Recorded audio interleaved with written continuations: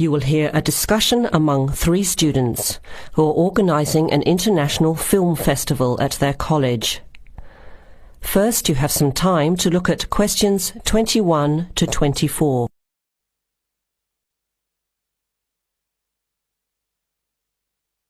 Now listen carefully to the first part of the discussion and answer questions 21 to 24. Thanks for coming to this meeting on such short notice, Anna and Veronica. It looks like we have just become the organising committee for this year's International Film Festival. We've all just met, so perhaps we should start by an introduction with a bit of background from each of us. Okay, I'm Anna. I finished 3 years of a languages degree in Sweden, where I come from. This year I decided to study overseas to get to know a different part of the world. I'm also a big fan of European cinema, especially French and Italian. Those are the languages I majored in, along with English. To me, film is a great way to learn about the rest of the world. I was in the film club at my university, so when I saw the notice asking for volunteers, I thought it would be a good way to meet people and get involved in something I really enjoy. Thanks, Anna. My name is Veronica and I come from Italy. I'm doing graduate studies in English literature. I went to some of the films in the festival last year and enjoyed them. I especially liked the video interviews. That was when I decided to get involved. I used to do film reviews for our student newspaper back home. Hi, I'm Chris from Scotland and I'm in 4th year journalism. Cinema is my hobby. Last year I joined the organising committee just like you have now, and somehow this year I've ended up in charge. I'm actually able to use my coordinating work on the festival towards a credit for one of my courses. I have to write up a report on the festival with recommendations, so that's an extra motivation for me. So I hope this is going to be a good experience for us all. Okay, where would you like to start? How about a general overview of the festival? I don't really know much about it. Well, the film festival was started by International Student Society 5 years ago and has grown every year. It is held over 4 nights during study break, Wednesday to Saturday. Normally we show 3 films a night. Last year we tried to choose films from different parts of the world that fit together in some way, maybe a similar theme. Or we could feature a type of film like action films or science fiction.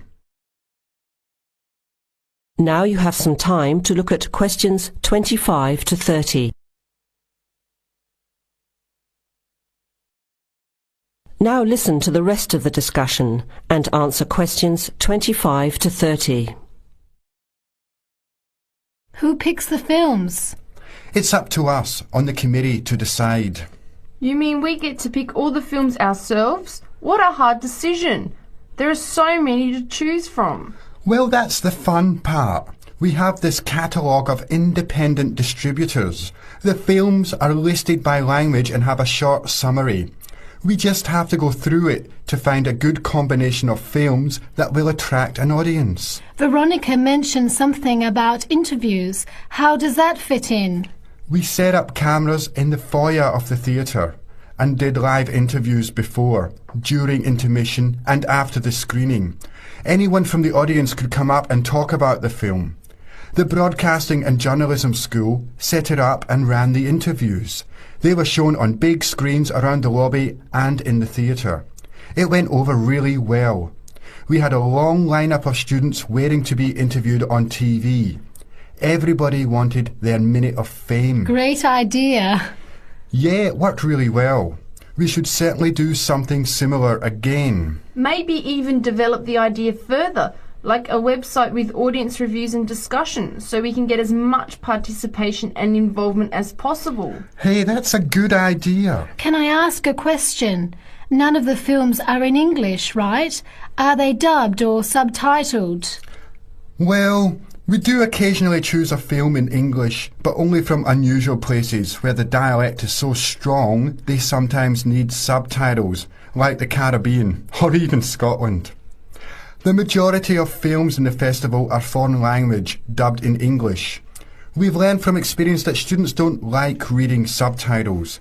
Maybe they read too much already. Whatever the reason, the subtitled films get smaller audiences, so we avoid them as much as possible. So how large an audience can we expect, and how much does it cost to get in? It costs $5 per film, or a $20 pass for the whole event. All 12 films for the real movie fan. We would have broken even last year, except for a bad storm on the Friday night. We almost had to cancel the whole thing. But overall, we had a good turnout. More than 2,000 people in 4 days. Oh, that's what I was wondering about, the financial part. Where does the funding come from? What kind of budget do we have? The festival is subsidised by the Student Council. We generate money through advertising and through admission charges. We'll go over the budget in details a little later, but we've got lots of work to do in the meantime. I guess we have to start pretty soon. Well, I think by the 1st of March at the latest. We need to select all the films. Then we have to find some advertisers to sponsor the event. That shouldn't be too hard. We'll just start with last year's list. Our deadline for that should be the middle of March. By the end of March, we need to design the programme. Then we can get posters made up and distributed in April. Like you said, we need some clever promotion, something to generate interest and get people talking. We have 4 months to get ready. It should be enough time. OK, where do we start? Let's start by talking about films, since that is the best part, and see what we come up with. What was the best film you saw last year?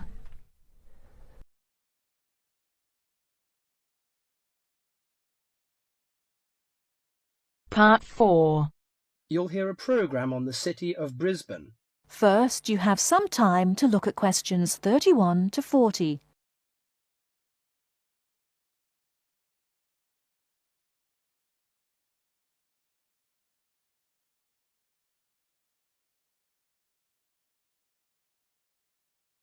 Now, listen carefully and answer questions 31 to 40. Today in our Around the World programme, Mr. White is going to recommend a charming city to you, Brisbane. Good morning, ladies and gentlemen. Have you ever been to Brisbane?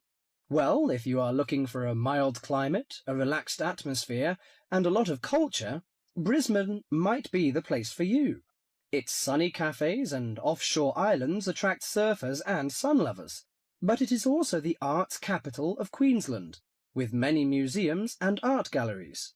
This thriving artistic setting mixes well with Brisbane's beach town atmosphere.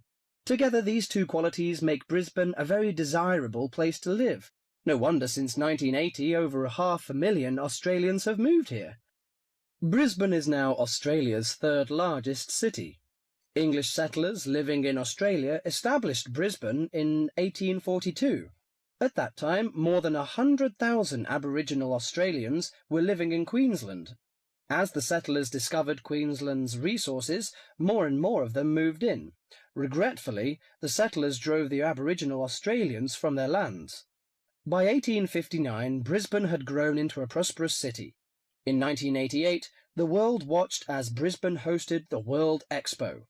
This international fair showcased new technology, but it also showed off the city of Brisbane to the world.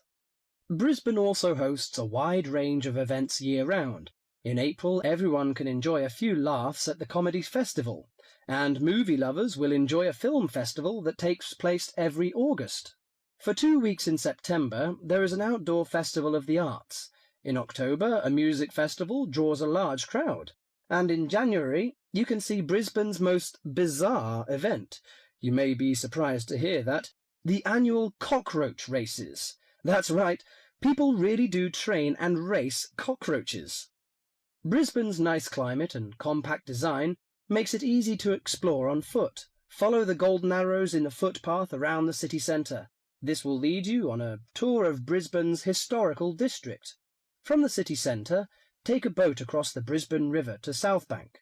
This area is popular for its bike paths, beach and weekend market. Hundreds of artists display their wares at this market. It's a great place to pick up some interesting handicrafts. Well, I think what you must be interested in is the unique native animals. Yes, you shouldn't visit Australia without seeing its trademark animals, the koala and kangaroo. The Lone Pine Koala Sanctuary has both. It is located just outside the city centre in beautiful parkland.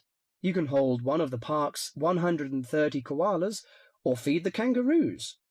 Another quiet refuge from the city is Mount Coot-tha, about 8 kilometres from Brisbane. On a clear day, it offers spectacular views of the city. It also has hiking trails and beautiful gardens. Along the Brisbane River, a sunset cruise is also very relaxing. The areas around Brisbane are impressive. A coastal drive south of Brisbane will take you along the Gold Coast. This famous coastline boasts some of Australia's best beaches.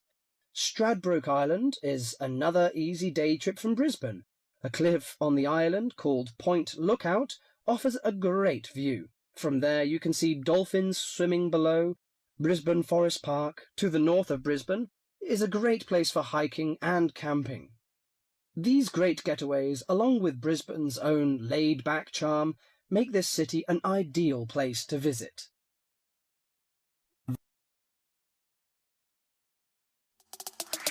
Hey learners, I hope you did your practice with this video. If you are seeing value in this video, make sure you are giving it a thumbs up.